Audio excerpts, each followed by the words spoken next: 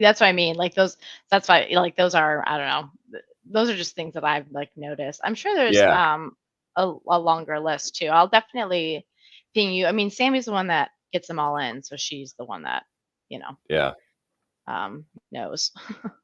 But Cool. um, looks like we are live and ready. Hello, everybody. We're gonna get started here in just 20 seconds. If I can share my screen. Perfect. Well, awesome. Thanks everyone for joining us for Good Business People Personalized to the Role, Great Business People Personalized to the Human. Do both with Rue Dickinson. My name is Lindsay Doherty. I am the AE here at Consensus, and I will be your moderator for today's session. If you've joined us yesterday, you may have seen this. If you're new today, DemoFest is presented by Consensus. Consensus is leading the world into a new era of demo automation. Our platform gets you, your buyers, what they need when they need it. And then it multiplies your revenue team's impact with unique insights on those buyers.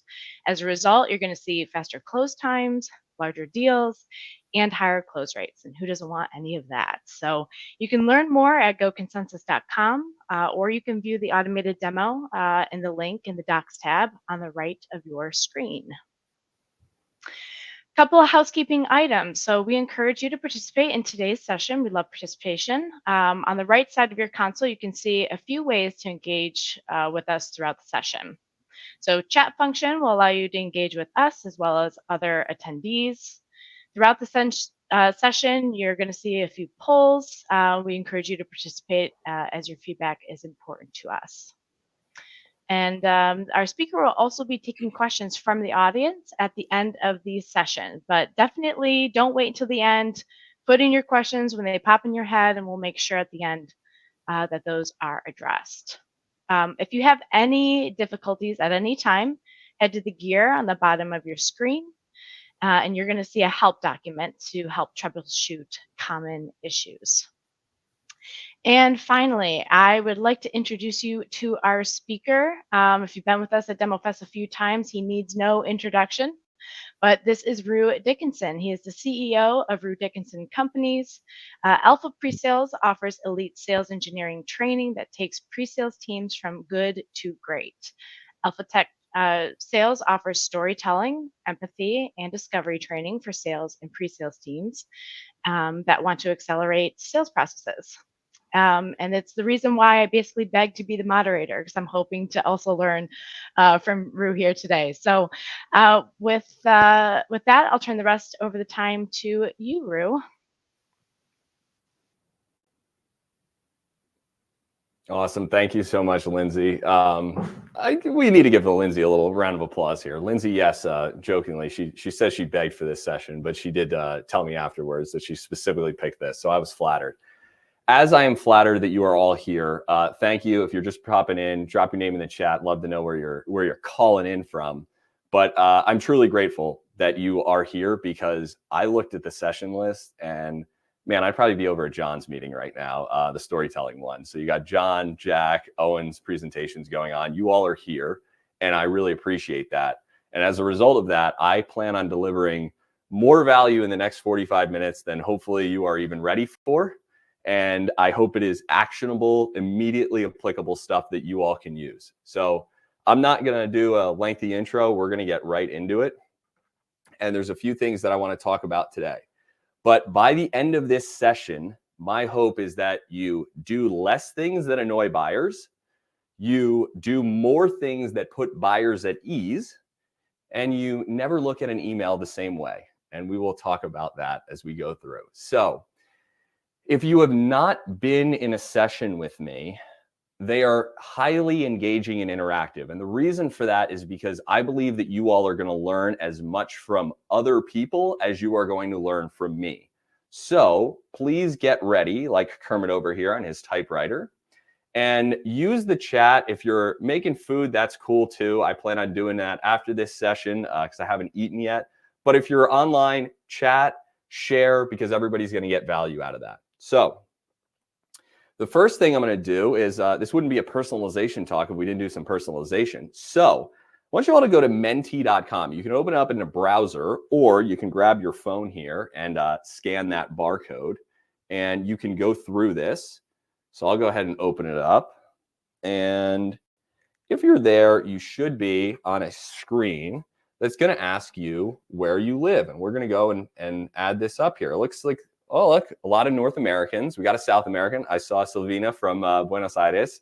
Thank you. Mucho gusto. We've got some of Europe, Middle East, Africa. Asia Pac probably sleeping right now. That's all right. Good amount of North Americans still coming in. Love this. We'll give folks a little bit more time. I will jump back actually to the Menti in case anybody needs to see this getting in. Thank you, Silvina. Mucho gusto as well. Gus from Wisconsin. Love this. Matt from, Surprise, Arizona. I like that. Melanie, good to see you. Art, good stuff. Tim, loving it. Great state of North Carolina. It is a great state. Oh, look at that. There's a couple North Carolinians. All right, we're up. We got a lot of Europeans here too. This is fantastic. Rockin' Michigan. Tony, Lindsay is also a Michigan folk over here. Alex from Detroit. We got, wow, okay. Good stuff. So we're going to keep this going. I'm going to go on to our next one. And now I'm curious, what is your role? Are you in pre-sales leadership? Are you in pre-sales? Are you in sales leadership? And if you're on the phone, make sure that you hit submit, because you're going to have to scroll through a lot of those. If you don't hit submit, it won't register. So go ahead and do that. We've got a good mix of pre-sales and pre-sales leadership. I'm always curious for the extras. So we've got professional services and CS. Excellent. We've got another other. Got a sales rep. Love it. I've been one of those. I'm with you.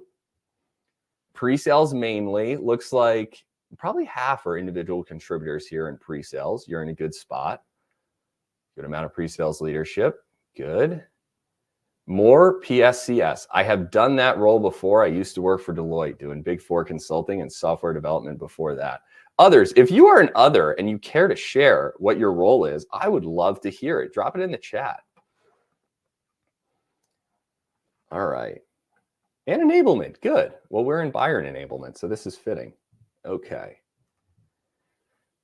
Now I want to know, how many languages do you speak? Holy smokes, we've got a 4+. That's awesome. This is great.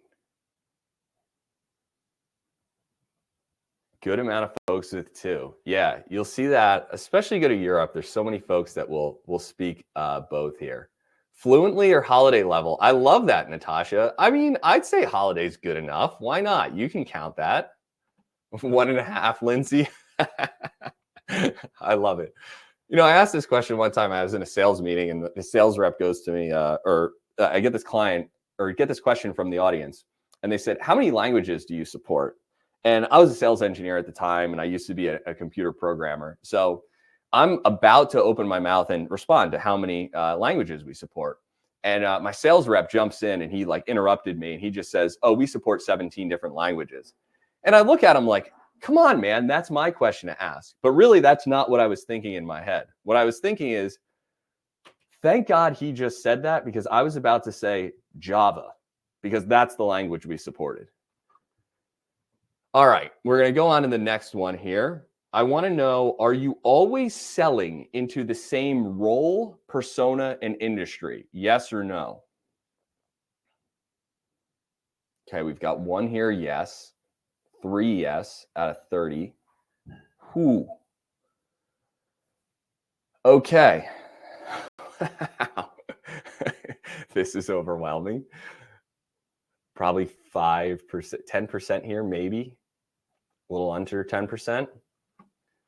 Rodrigo Hernandez, sarcasm absolutely counts as a language. That's, I think, a language, and it's a love language in my mind. All right. Good. So a lot of folks are selling into different personas and roles. And last question is, have you seen me speak before? I'm very curious about this, because I think it will go and change a little bit of how we do this. So no, look, a lot of new folks. This is great. couple people live.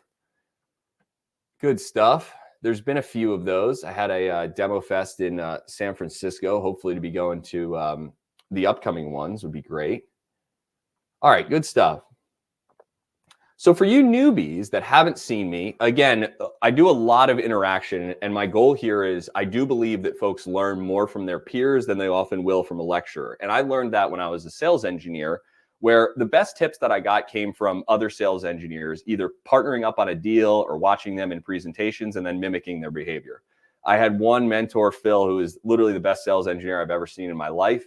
And I picked up so much from that guy, and I would be nowhere near where I am today without him. So please keep these chat stuff going. We want to continue to do this. We want to continue to learn from one another.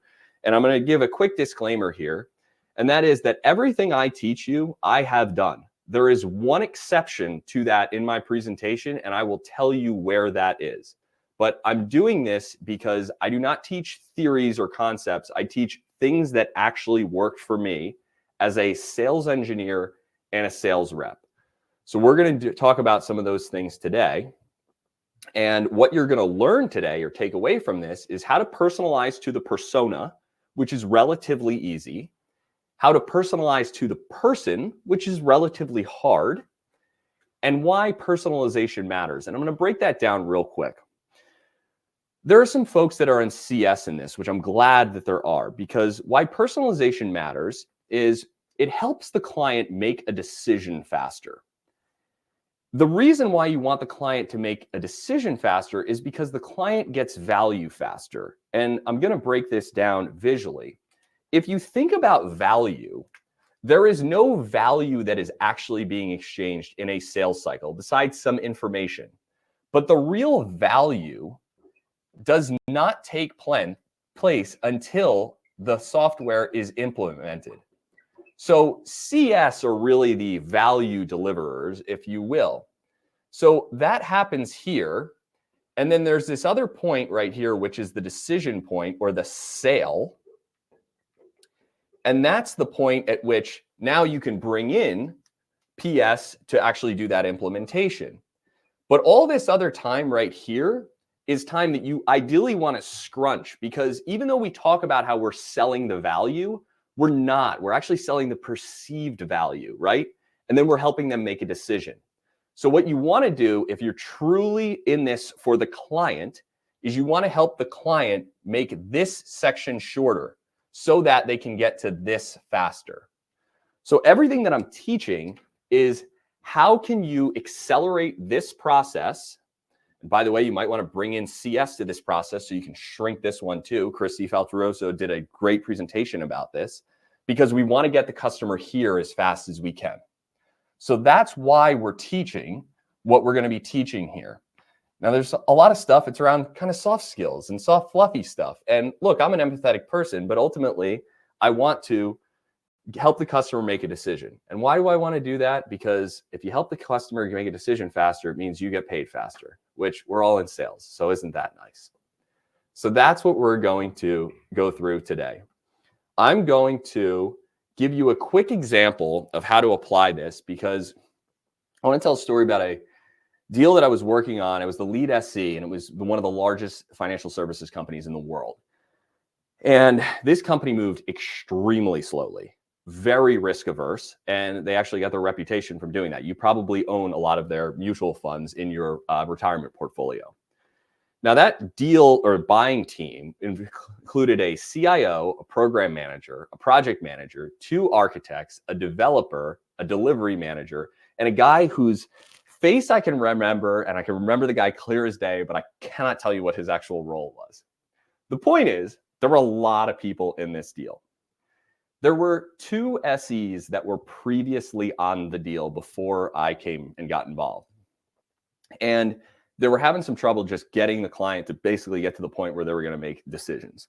So I was brought onto this deal, and I was that lead SE, and it was a pretty long deal, but I ended up being there to create those one-on-one and personal relationships with folks. So I had the opportunity, because I had a lot of trust in my AE, where he was comfortable with me going on site with the client without him. So I don't know if anyone's done that or if you trust your AEs enough, your AE trusts you enough to do that. But that's a wonderful experience if you can develop that rapport. And when I went on site, I was creating these individual relationships with people. And ultimately, I was able to get them to the point where they were all comfortable with where we were going. And we ended up closing that deal. Now, that deal ended up being a $48 million account. And part of that is because we were able to help them take that first step and get through the door. And then we continued to expand as we went through. Now, I'm bringing this up because it's a good story about how it's not just about the technology that you're using. It's about creating those individual relationships, because until you do it, most customers are afraid to make a decision.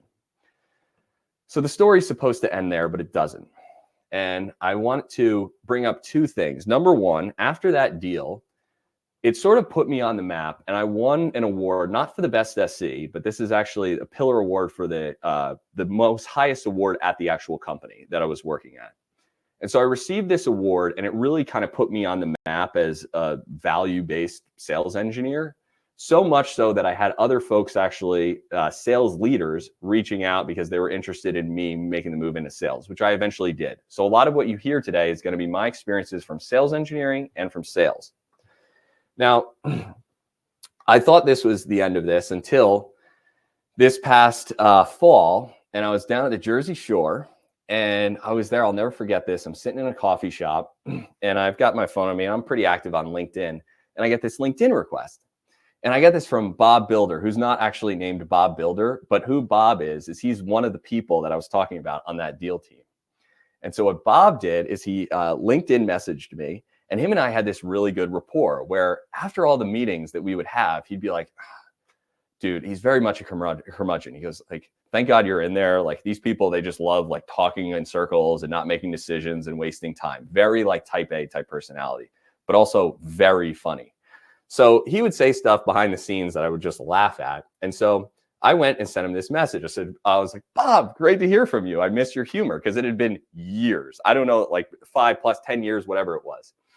And he goes and responds back with this. He says, hey, Rue, I mentioned to Jay Blue, who's a friend of ours, that we were spinning our wheels during the pre-sales engagement at Acme, which is not the company name, but you get the point. And then they brought in Rue as the closer. Now, at that point, I almost choked on my bagel, but it was not flattering because I'm a former consultant. I don't really pride myself in being the closer. That sounds super pushy and aggressive to me. But if you know the context behind this and the fact that we had a great relationship, Bob and I, he said that really it was me having those one-on-one conversations to be able to help accelerate that deal forward. So the things I'm talking about are not to help you be pushy and salesy and any of that stuff. It's to help someone make a decision when they're blocked. And the way that you do that is you just develop better rapport, better personalization early on, so they trust you and they feel comfortable making a decision. All right. So now I want to do a quick run through on why this matters. And we're going to get into the chat yet again. And for this one, I want to know, folks, it looked like almost 90% of you are selling to multiple personas and multiple roles. But I asked that question as sort of generic, so let's make sure we can hone in on this. When you think about selling, you can be selling into one industry or many industries, or you can sell into one role or many roles. So I'm going to create this chart here. And now what I want you all to do and put in the chat is I want you to tell me, are you selling always, for example, financial services software into the same industry, but it's multiple roles? Are you in this quadrant or this quadrant or this quadrant or this quadrant? And you can go and put it in there. Are you in quadrant A, B, C, or D? Do you sell to one person, one thing? Or are you everybody, everything? D, D, D, D, D, D. All over the map here. Tony, same industry, multiple. So we've got B, right? We've got some of those. This is huge. Oh, nice, Lindsay, we got a C. Yeah. B's, there's very few A's. All right, so why this matters is your complexity goes up as you go this way. This is a really, really hard sale. If you're down here, you can probably just market and record videos and get the customer to make a decision. But this is why they're paying you, because you're somewhere around here. So what we're going to do is we're going to make this easier for you by personalizing to the persona. And later on, we're going to personalize to the person. So thanks for jumping in on that chat. We got a lot of folks that are in that complicated D quadrant there. So let's get into it. We're going to personalize to the persona. So the old way to do this and sell to multiple buyers, and this is the way that I used to do it, is whenever I would get a meeting with someone that I wasn't familiar with their role, I'd either go to Google or I'd go internal to my company. So this is a great tip for anybody that wants to create better relationships internally and also sell better. Give you an example. I one time had an opportunity where I was selling into an HR team to do automation of some of their HR processes, which I had never sold to HR before. We deal with HR, but I don't know what's on the mind of an HR person. So I reached out internally to my CRO and I was like, hey, Dawn, I have a meeting coming up. I just wrote this email to her. I said, I'm meeting with a client that's in the HR space and I don't know all of what they're interested in. Would you be willing to take like 15 minutes for me to just ask you questions and understand a little bit more about your role and kind of what you're interested in? She's like, absolutely. So anybody that you have internal to your company, go ahead and ask them that. Everyone will be happy to tell you all about their job. It is a great way to build rapport and a relationship with that person. You can do it for people in finance. You can do that in people with, I do it all the time with InfoSec, because security folks usually are all about that because nobody actually cares about them until there's a problem, or HR, or you name it. Reach out internally, get the information, and then you can be more educated on the buyer. You can also do that via Google. Now, the next thing is there's a new way. Now, I'm not sure if you all have seen this thing before, but this is like technology. Nobody's talking about it yet, but it's called ChatGPT. Wild stuff. So, joke here, but ChatGPT, Gemini, Bard, Bing Chat, whatever it is, these things are fantastic. And I'm not a big fan of AI and kind of taking the personalization out of things. However, there's some huge value in this, and I'm going to give you that right now. So this, when I was talking about everything I teach, I've done, I haven't done this because I wasn't using this when I was still selling as a sales engineer because it wasn't out at the time. So if you sell to multiple roles or industries, here is the prompt that you can use in ChatGPT or Bing Chat or whatever you want to use in order to get more information and personalize. You say, I'm meeting with a blank at blank. In one sentence, tell me the one, can anyone guess? Most important, put it in the chat if you know it.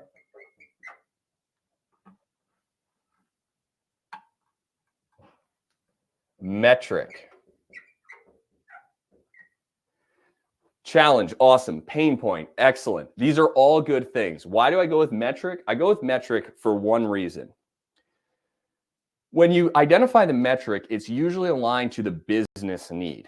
However, the other thing that the metric is often tied to is people's compensation. So if you can hit on what the business needs, but also what gets someone paid and hopefully on time when getting home, that is a really powerful thing. So I can use this prompt. I often tell folks to use this prompt, and I'm gonna give you an example of how you can do it. The reason why it's in this format is because you've all asked ChatGPT a question and it gives you a 10-page answer, and it's brutal. You can't use that, and it's not valuable information. So it's one sentence, one most important metric. I condense it, and then if you have follow-ups, you can ask follow-up questions there. All right. So if you're not using ChatGPT or other things, I would recommend it if you sell into that multiple industry, multiple role. If you've been doing this for 10 years, you probably know, but some of that stuff changes. So it was really helpful for me when I was selling to manufacturing, insurance, pharmaceuticals, healthcare, FS, if I didn't say that already, retail. So you can use that. And the other thing that you can do here is, here's the prompt for you. I'm going to give you the example of what that actually looks like so that we can then go and apply this. So if you're talking to the head of claims, for example, at Geico, and you just landed this meeting and you've never talked to a head of claims at Geico before, or maybe you're talking to the tech people that are there for the head of claims at Geico, then you can put that prompt into ChatGPT. And these are the results that are going to come back. I literally did this before. The most important metric for the head of claims at Geico would likely be average claims processing time, as it directly reflects customer satisfaction and operational efficiency. Now, if you're a pre-sales leader, you can use this to help coach your individual contributors on how to be more personalized and tailored to this. But if you're an individual contributor, we're going to talk about how you would actually apply this information. So who cares about this, right? You take this information and you apply it in discovery. So how many of you have had this happen? You're in the middle of your day and somebody goes and sends you a Slack or an email and they ask you, oh, hey, we got a meeting with the client tomorrow. Can you give a demo? This is your AE and you're thinking to yourself, okay, like, can we get a discovery call at least? Oh, they're busy. So it's fine though. Like, just give them the generic demo. Oh, right. Okay. As if the generic demo exists. And if it did, if there's actually going to be valuable for them. So we find ourselves in these situations all the time where it's just, we're showing up for these meetings and you have no idea what you want to do. So when that's the case, yes, Lisa, sounds very familiar. If I had a penny, Curtis, good to see you. Penny for every time, or better yet, a closed one for every time that happened. Agreed. So this happens all the time. And I'm doing training last week, actually, and I got this question and they're like, how do you make sure discovery doesn't feel like an interrogation? And the way to do that is to just set expectations that you're going to do discovery. So this is what I recommend if you find yourself in that situation, or even if you're on a discovery call. This is a nice little discovery coaching, if you will. The first thing I always ask is, would it be okay if I ask you a few questions before we get started so that I can show you what's relevant to you and your business? Now, I have never asked this and anybody has ever told me no. I take that back. One time I was not able to do it because I was selling into government and you were not allowed to ask questions. So sometimes that happens. However, as long as there's no rules around that, nobody's ever going to say, yes, no, I'd rather have the very generic, untailored thing where you tell me everything. So you ask this question and now the customer is at ease. They feel comfortable talking to you.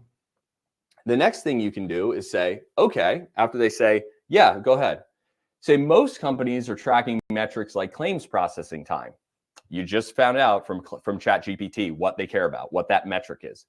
Then you just ask which metrics are important to you. What this is this is taking an opinion or a point of view. It is a great leadership move. It shows confidence and credibility in the sales cycle because now you're not just asking them generic questions. Oh, what do you care about? What keeps you up at night? Which annoys the crap out of every single customer. So you take an opinion and then you ask them what is most important to them. Based on that, they may tell you, yeah, average claims processing time is exactly what we're focused on. Great. What's your average claims processing time right now? You probably might see them squirm a little bit. They may say, it's a couple of weeks, probably 14 days for us to pay out a claim. Well, you don't seem super enthused. What is it that you would want that number to be? Well, we'd really like to get it down to 5 days so that we can get claims come in and we can process them immediately and our customers are happy. Okay. Can I ask you if there's anything that you're doing right now to work on that? And so this usually will get into what have they already tried so that you know not to go and pitch them on something they've already done. And once you get that, they may say something like, well, we've tried to use robotic process automation and it worked for one task or two, but it didn't really help out. And now, okay, not go down that route. So at that point, you can just transition into your demo and you can ask what else is important to you. And now what you've done by doing 5 minutes of research in ChatGPT or whatever it is, you now have a point of view. You message and show authority in the sales cycle that you are a leader and you're trying to tailor things to them. They've told you your problems. And now when you go and give that demo, what are you aligning every feature and benefit to? Average claims processing time, the most important metric that they've mentioned. So when you show automation features, you say, this can help you improve average claims processing time. This can help you increase your operational efficiency, which will increase your or decrease your average claims processing time. So that is the ability to then go take all these discovery questions.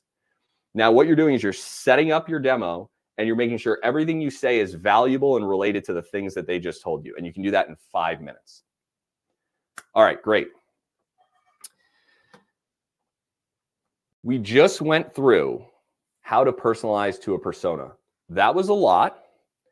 Drop in questions, comments, concerns, and also I would like to know, how else are you using AI in your sales cycle? Drop it into the chat.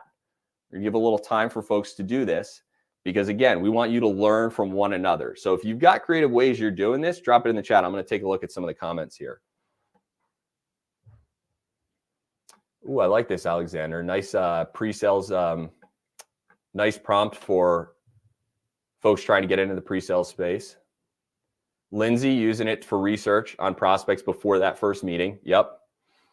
I had a great conversation with Stefan Bretschneider. If any of you caught his presentation, he actually we met beforehand, and there was a lot of overlap between missing face and what which is one of his crimes and what I'm talking about. And he did a search on Bing Chat and said, "Hey, I'm meeting with Rue Dickinson. Tell me a little bit of information about him and other things." And it gave him a list and sent him a couple of videos from LinkedIn and YouTube. So he watched those and we get on the call and he already knows a bunch about me. I said, if there's anything I can do to help out, let me know. And he goes, "Oh, you already have. I've watched your YouTube videos."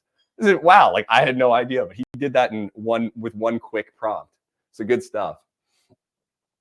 I like this, Melanie. What does blank do better than its competitors? Tony outlines based on needs. Oh, Lindsay, that's a great move. I'll go as far as to show them they want AI chat and let them correct it or to confirm. Yeah, a great way to like get someone to tell you more information is give them something that's like slightly wrong, and then they end up correcting you. Say, no, step aside. This is how we do it. You can do that all the time with whiteboarding. Art, bingo. Okay. Warning, it is not always accurate. Couldn't agree. And the other thing, Art, that happens is you'll ask it a question and then you can ask it the exact same question and you'll get a different answer. So validate this stuff. That's why I'm a big fan of still talk to someone in the industry that actually knows it. But yeah, that's a huge, huge issue with ChatGPT. It's just pulling generic information. It has no idea the quality of that information. AI hallucinations. I like it. All right, good stuff.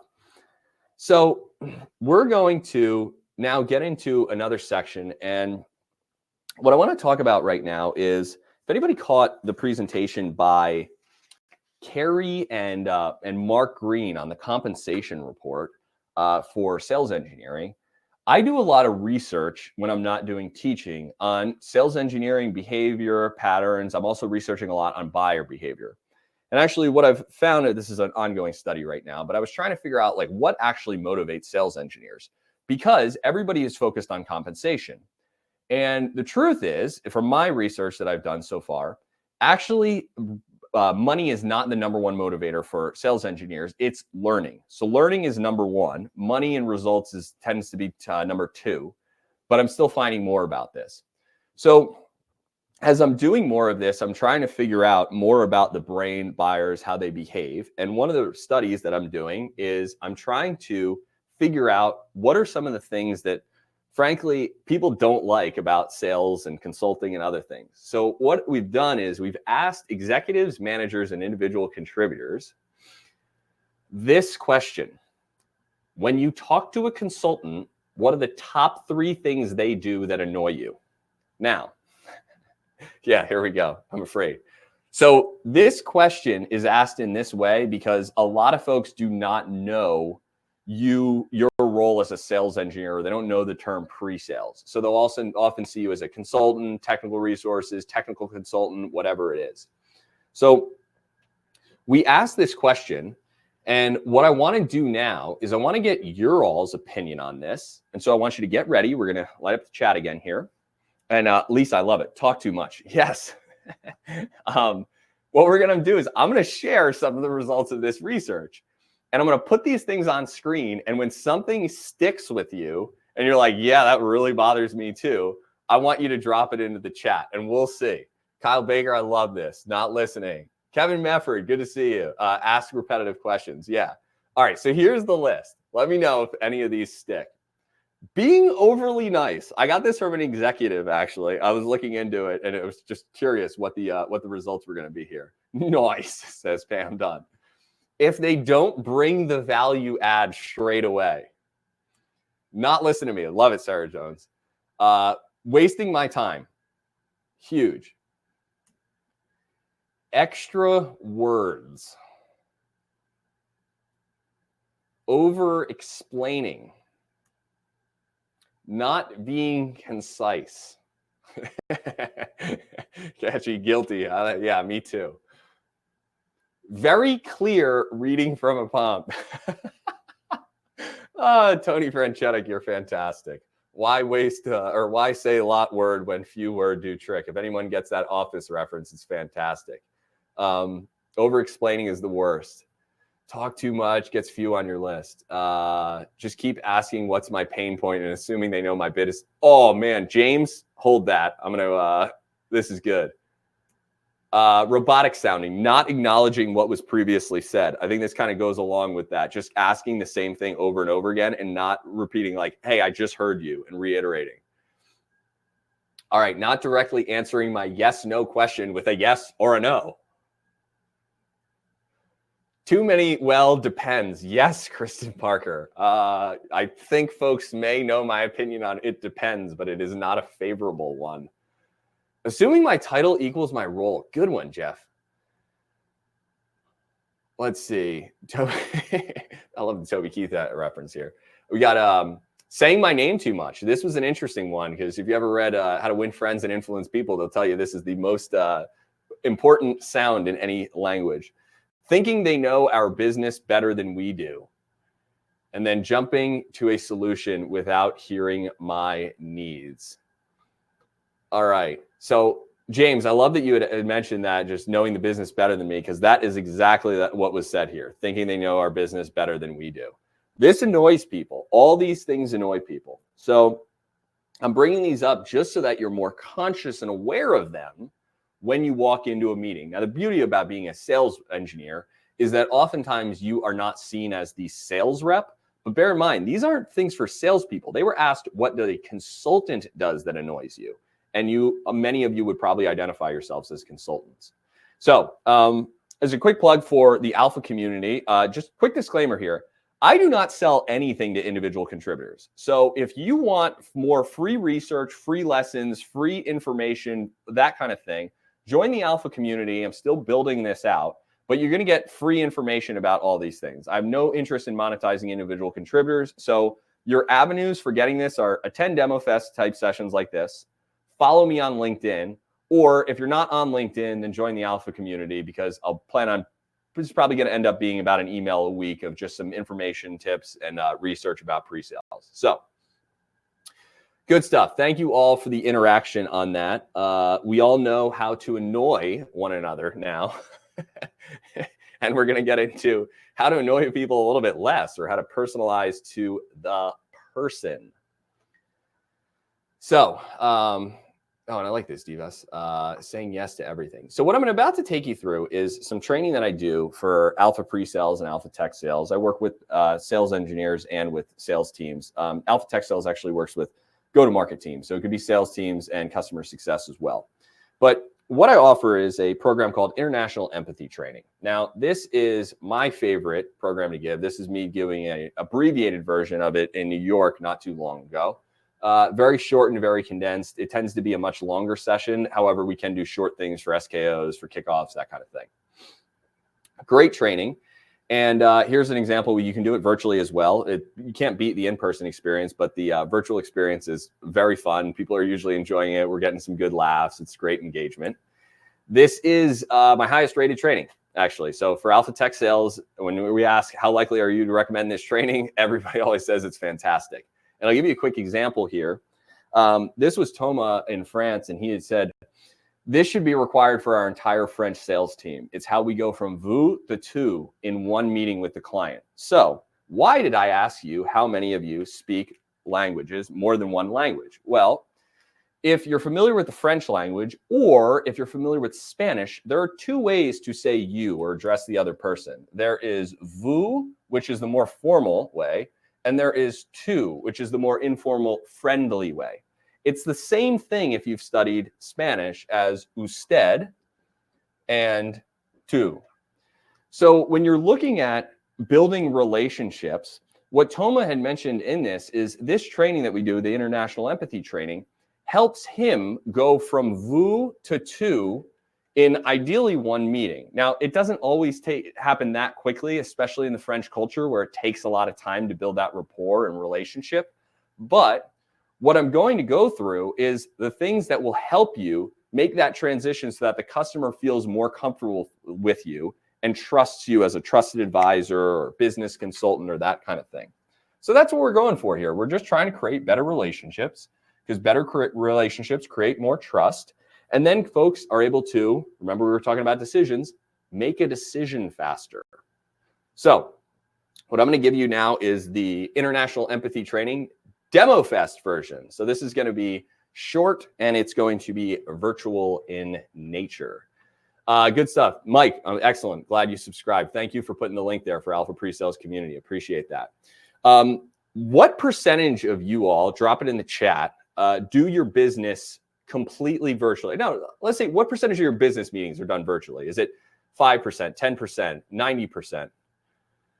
Kyle, 99. We got 100. We got 98, 80. Oh, wow. All right. Lowest is 80 I'm seeing here. Crazy. 70, Kristen. Love that. Love the more face-to-face. So I'd say average right now we're looking at is probably around 90. Good stuff, James, there, 70. Post-COVID, yeah, COVID just ruined it. Everybody knows that they can do it virtually, and then it's usually later stage meetings that you'll get that face-to-face. Yeah. All right, good. So it looks like a lot of folks are doing things virtually, which is a killer, because that kills your greatest resource if you are the type of engaging, you're a relationship-oriented person. So what I want to do is we're going to play a little game here. And this is the COVID edition, if you will, of International Empathy Training. And I want you to get ready, because what I'm going to do is I'm going to show you examples of real life emails that I receive as the founder of Alpha Pre-Sales for folks that are interested in training. So these have been scrubbed for privacy, but these are actual emails that have come into my inbox. And what I've done is I've changed the name so that I'm always getting the email from Bob. Okay, it's not actually Bob every time, but these are actual prospects that were interested in Alpha Pre-Sales training. So it's Bob from Acme Corp. And what we're going to do is I'm going to bring these emails up on screen, and I've sort of classified them, because you start to recognize patterns as you see these things over and over again after COVID. And so I've given a few of them a name, kind of a title. And what I want you all to do is try to figure out, why did I call it that name or that title? And I'm going to share those with you on screen. As soon as you kind of have an idea of like why I'm calling it that, I want you to just type it into the chat. So the question is, in the chat, why do I call this email 1, the friend email? And I'll read it for you while you're typing in the chat. No problem, that makes sense. On February 1st, we'll move to a pure consumption model and add alternative routes to our sales process. Did you get this update in preparation for training? The internal training hasn't started yet about it. I'll let you discuss those details with Neil. And yes, if we can have a few people in France, it would be great. I hope it makes sense. See you soon. Exclamation point, Bob. Yes, you see the informal. Tony, you see the smiley emoji. Yes, Divas, the winky emoji. Yes, yeah, you guys nailed it. No greeting. Exactly, boss. That's it. You didn't even see a hello Roo or a hi Roo or whatever it is. Yeah, the Hunter Simmons, that's barely a Slack message. Right. But this is a real email that I got from a guy that I've never met before. All right. Okay, we're going to go into the next one here. I want you to tell me why we call this the engineer email. Hi, Rue. I was passed your information from David Hauser. I'd like to discuss some training for our SE team here at Acme. Are you available this week or next? Regards, Bob. Direct, Pam, devoid of emotion, fact-based and functional. Ian, I love it. Formal and gives away nothing, James Welsh. Short and sweet and to the point, isn't it? Oh, Lisa, I love this email. I know exactly what I need to do. T1000 email. Kiss. Yes, Samir. No emotion.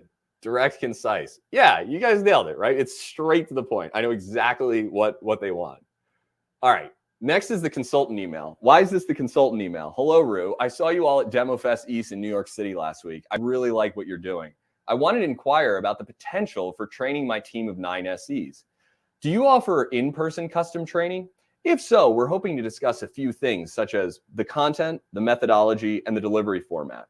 We're considering a day or two for them at our next offsite next year. Please let me know whenever you have a chance. All the very best, Bob. Some kind of empathy. I like it. Ha, a lot of words. Yes. Bullets. All the very best, Tony. Well done. Lots of words and formal. Nice. Much more polished. Not just best, but all the very best. Yes, the capitals, the emphasis on that. Personal, making a connection. Yeah, you nailed it. So there's a lot of giveaways here, but you'll see this a lot where it's very non-committal, but it's also very relationship oriented. For example, you see the potential for training my team. We're hoping, we're considering. Please let me know whenever you have a chance. It's very soft and very giving me a lot of empathy. So you'll see this in different folks' emails as they come through. And the last one, you get ready for this one. You might need a whole lot of time to figure this one out. The boss email. Why do I call this the boss email? Wednesday is fine. B. Yeah, it's not even the full name. It's just B. Now, it turns out this person's name started with an R, and it was R, but you get the point because I changed it to Bob here. But yeah, there's no time for anything else. Yep, probably the CEO. Yeah. So actually, what's wild here is this was a pre-sales manager. So boss, don't confuse title with role. This does not mean that they are actually a C-level person. This was direct from a pre-sales manager. Now, I want to give you a little bit of a story behind this. You're hopefully never going to look at emails the same way after this, but I'll give you the story of this specific sales cycle. This person I never met. Now, when I got on the first call with this person, do you think I started with tons of pleasantries, asking how he was doing in the weekend, talking about the weather, or do you think I got right to the point with this person? Well, I'll tell you, I got right to the point. And this is one where we ended up going and closing this right away, and we're doing training for them. So if you find people that you think are direct, impersonal, whatever it is, they're usually the best people to sell to because they just want to get the decision made. So consultants, great. You're going to feel amazing when you see that type of behavior. But this, don't be afraid of it because usually you can give them what they want. And it's a fantastic relationship. I had several clients that were boss emailers, if you will. And those are the fastest sales cycles that I ever closed because it's just all business. All right. Let's see. Pam, no, it was not a negotiation. Okay. So I'm now going to take some folks. I don't know if we'll have time to have folks up onto the for video Q&A, but if we do at the end, I'm going to actually ask some folks. If you have a certain email style and you're willing to come on camera and share why, I want you to go into the Q&A and then go to video Q&A and then type in friend, engineer, consultant, or boss. And I want to know that, and we might, if we have time, have folks come up, and we want to know why, because that's going to help us learn why you have a certain style and how to best sell or build a relationship with you. Now, the last thing we'll do is some quick preferences before we jump into that. Actually, let's see if we've got any Q&A stuff. Lindsay, can you help me out with this chat? Let's see. We got a video Q&A. We've got to subscribe. All right, we'll come back to that in just a second if we get more folks that are. Oh, actually, hang on. I wasn't even in the video Q&A. We'll come back to that if we get some folks to volunteer up here. So if not, I want you to jump back into Mentee and scan this barcode. And what we're going to do is we are going to ask a couple more questions. And the purpose of this is I want you all to learn your preferences, because it's going to help you develop some self-awareness, and it's also going to help you develop some other awareness. So I want to know, I mostly write emails like, go ahead, let's see what we got here. A lot of consultants. Now in the chat, if you're a consultant, I want to know, are you always a consultant? Or does your consultantness change based on your audience? I'm very curious about that. Got a friend. Yes, James, blend. Most people are blends. They're a blend of engineer, consultant, that kind of thing, right? Or they meander. They'll start off consultant and move to more of a friend or maybe boss. I was a consultant prior to engineer. Yep. Yeah, I gave this talk in New York, and I saw folks there. One of the managers came over to me afterwards. He said, "Wow, I've had 3 different things. I started off as a consultant, then I became an engineer, then I became a boss." Yeah, I love that, Dave Marsh. Changes sometimes, but want to get it done in an email if I can. Yep, match communication. Good one, Colton. Okay, next question here. Now, I'm curious, how do you feel about small talk? Yup, I love getting to know people. It's okay in moderation, or it's so annoying. Ooh. All right, we've got a decent mix here.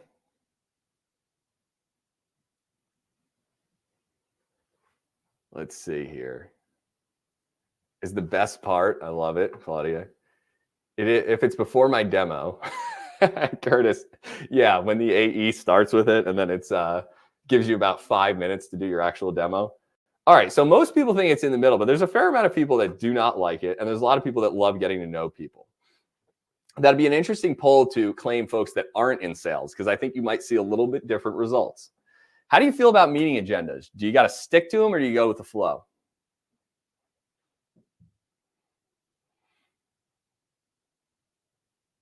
We got a lot of go with the flowers. We got so stick to them is coming back up here. Go with the flow is a lot. You saw that with what annoys people is that robotic sounding or not acknowledging things and not moving forward. So now the last one, I want to know about details. Actually, no, there's one more.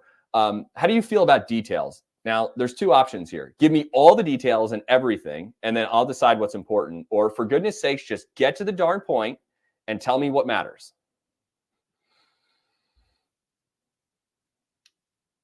This is pretty telling right here. How many of you come from an engineering or consulting background where you tend to like to give all the details? And then you realize that a lot of folks don't actually want all the details. They just want what matters.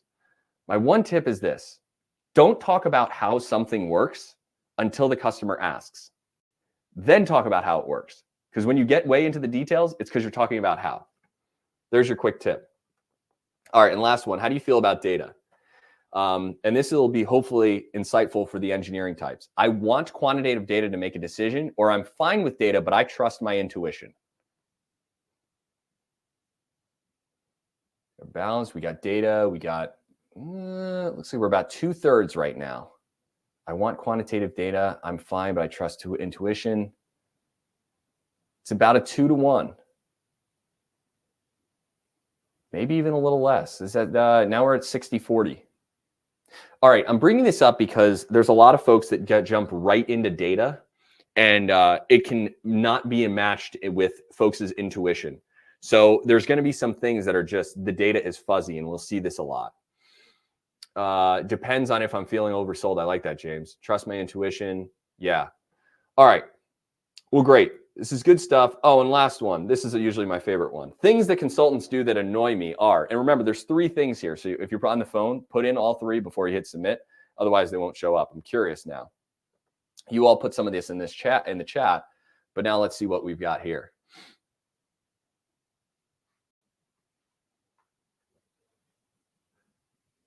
Recovering engineer. Talk too much. Ramble.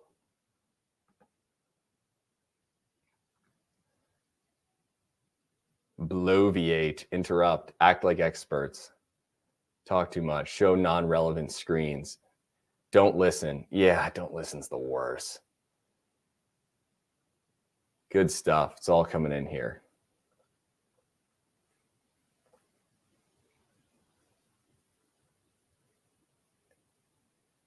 I'm looking at Q&A right now. Mike, I'm with you. Yeah, I'm happy to share that. That previous slide is a LinkedIn post. Look at these all over the place. Talk too much is huge. All right. So we all got to work on something called brevity. Well, good. Thank you all. So a couple of things as we wrap here. There are no absolutes, and most people change these things, but the whole point of this was to help you develop some self-awareness around yourself and with others. And the goal here is I want to help you be able to accelerate the sales process, because remember, the customer does not get value until the solution is implemented and being used. So we want to speed up that process, and the way we do that is through personalization. What you learned today was how to personalize to the persona and how to personalize to the person. And if you want to do more of this, if you want to invest in your team for all the sales engineering managers on here, I do training on this. I also do training on brevity. So when we're talking about talking too much, that's a problem that we solve. If you're interested, I do training, upskilling, SKOs and QBRs, and team events. If you're a manager, my recommendation is to schedule a call with Alpha Tech Sales, or you can go on the website, alphapresales.com, and book one. And the reason for that is, you know what's going to happen here. Budget season is going to roll around, usually around August, September. And the CRO and the CFO and CEO are going to think that they're buying training for the sales engineers. But they're not. When they buy sales training, it's for the AEs. And then we sit SEs through that. So if you don't want that to happen, schedule a call. This is not a commitment to buy, but at least you'll have a relationship here. And at any point, if there's an event I can help out with or training I can help out with, you can hit me up on that. If you are not a manager and you're an individual contributor, then yet again, here's the Alpha community. You can subscribe to that. It's all free content. Again, I do not monetize individuals, and you can follow me on LinkedIn. Both of those you get free content with, and I'll be posting out more content, mainly on LinkedIn right now, but Alpha community coming soon. So with that, I'll leave that there, and then we'll do any Q&A questions that have come in so far. I know Mike had a comment in there, and if any others are here, let's see.